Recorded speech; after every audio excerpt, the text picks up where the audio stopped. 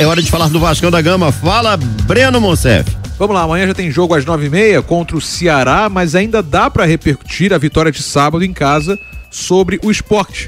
3-1 com 2 gols do Verrete e 1 gol do Ryan. O Vasco que conseguiu utilizar essa vitória para dar mais uma apaziguada no ambiente, né? Que estava bem conturbada desde a semana anterior.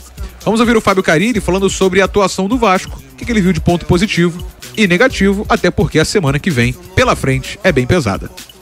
A gente começa bem o jogo, muito bem, e minutos ali, 5, 6 minutos antes de sair o nosso gol, o Sport estava com domínio, que a gente não consegue pressionar o tempo todo.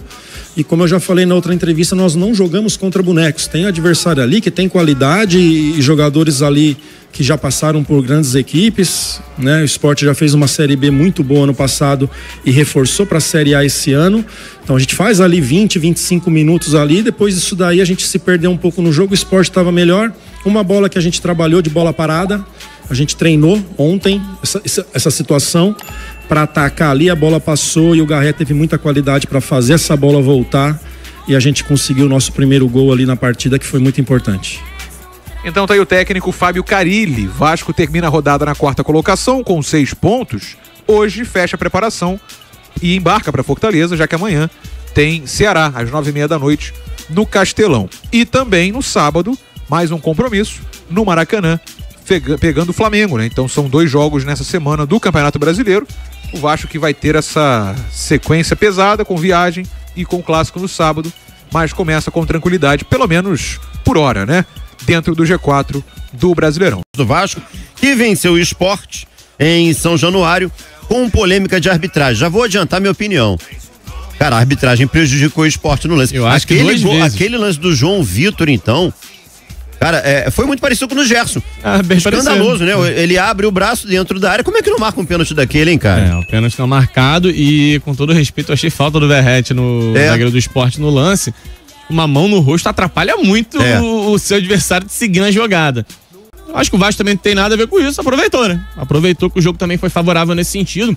Você pode debater se foi falta ou não do Verrete, mas o Verrete fez exatamente o que ele tinha que fazer no lance. Assim, o Vasco conquista uma vitória e aí vem a pergunta. Mesmo com a arbitragem prejudicando de forma nítida o Sport, o Vasco fez uma boa atuação? Eu gostei do segundo tempo.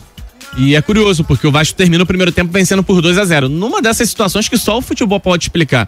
Porque o primeiro gol do Vasco nasce de uma jogada toda errada do Sport. O Sport erra a saída de bola e cede uma falta muito boba pro Vasco. Aí o Vasco vai bem na bola aérea, faz o cruzamento, o Garré conclui bem a jogada, o Coutinho dá o passe, o Verrete finaliza. O segundo gol me pareceu uma desvantagem clara pro Sport na mão do rosto que o Verrete aplica em cima do zagueiro do Sport. E aí o Vasco sai com 2-0 no primeiro tempo que eu achei pobre em termos de criação. Um Vasco que deu espaço ao Sport também. Muita gente me questionou o seguinte: mas me lembra uma defesa do Léo Jardim. O fato do Léo Jardim não ter feito uma defesa no jogo inteiro não significa que o Vasco não tenha dado espaço ao Sport. O Sport define mal as jogadas. É um time até bem treinado, me surpreendeu nesse ponto. Mas tecnicamente não conseguia concluir tão bem as jogadas. No segundo tempo ainda bota uma bola na trave, faz o gol naquela fatalidade do Hugo Moura. Agora, no segundo tempo, o Carilli foi fazendo mudanças e das 5, cara, o Carilli acertou em 4. As entradas do Jair, do Watson, do Paí, do Ryan fizeram muito bem ao Vasco. E aí dá pra dizer que o segundo tempo foi legal. Não vou dizer que o segundo tempo é um modelo de atuação, porque eu acho que aquela não é a equipe titular do Vasco. Mas foi um segundo tempo bom. Eu acho que dentro do que o jogo pediu, o Vasco se comportou bem. Conseguiu neutralizar o Sport depois de uma pressão inicial. Agora o primeiro tempo muito pobre, achei o Vasco desorganizado, dando espaços. Agora só o futebol explica. O Vasco não jogou bem e terminou o primeiro tempo vencendo por 2-0. Vamos lá, sobre o time e o elenco do Vasco, vamos aproveitar para fazer um balanço dos contratados de 2025, porque o Vasco trouxe 1, 2, 3, 4, 5, 6, 7, 8 reforços, né, para 2025 nessa primeira janela que fechou na última sexta-feira.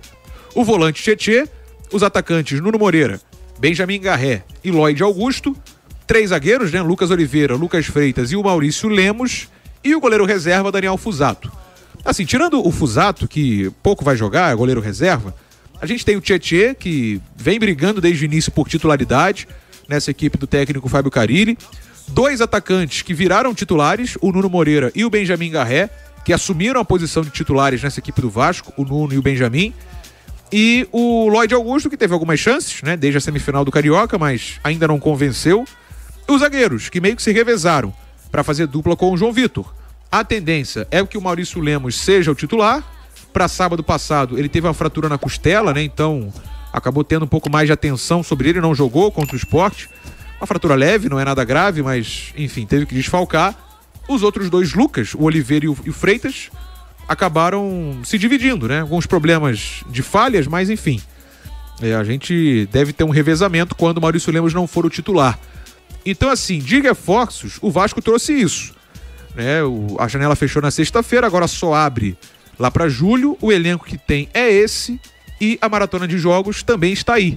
Nesse início de Campeonato Brasileiro, até a disputa do Mundial, a gente vai ter 12 rodadas.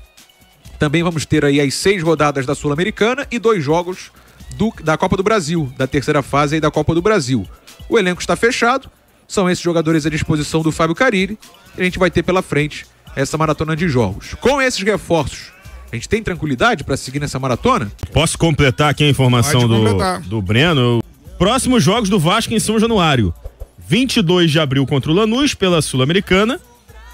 E depois, 17 de maio, contra o Fortaleza.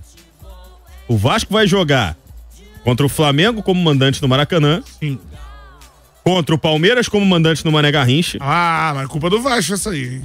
Então, numa sequência jogo, né? de 1, 2, 3, 4, 5, 6, 7, 8, 9, 10 jogos. Só 2 são em São Januário. São 8 jogos longe de São Botafogo Januário. nesse balaio. Botafogo é depois do jogo contra o Fortaleza. O Vasco vai pegar o Fortaleza. 10 jogos sem São Januário.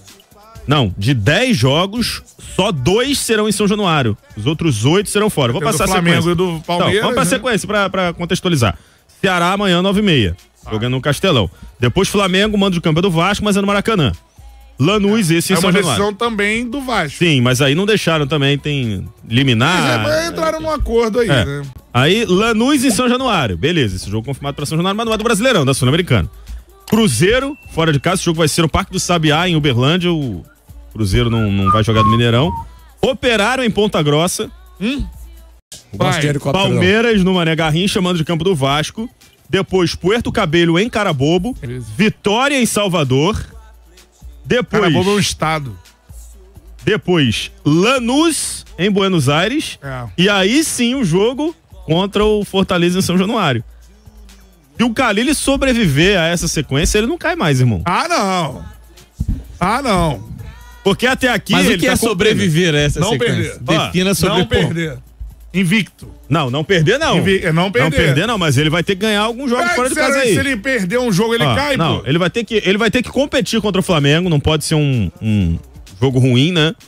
Do mesmo jeito que foram os jogos do Campeonato Estadual, principalmente aquele primeiro.